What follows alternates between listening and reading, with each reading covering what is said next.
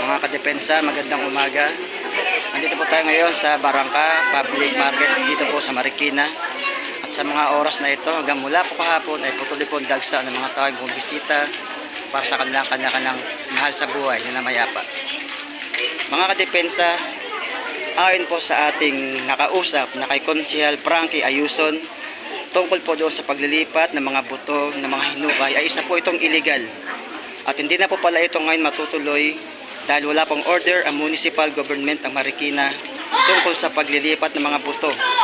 Gaya lang na i-video natin kanina, sa pagbubutas po ng mga puntod ay isa po itong illegal. At hindi na po tuloy na mayroon po tayong babayaran na 4-5 para po sa paglilipat ng buto sa bone section. Ayan po ay sabi mismo ng ating konsehal si Frankie Ayuson na ating nakausap kanina, mga kadepensa.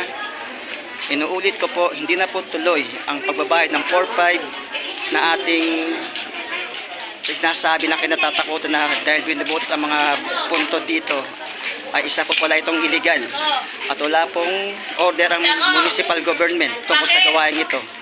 Kaya lahat po ng mga datihan pong namamahala dito ay tinanggal po at inalis ng ating gobyerno ng Marikina dahil sa kanilang mga ginawang illegal.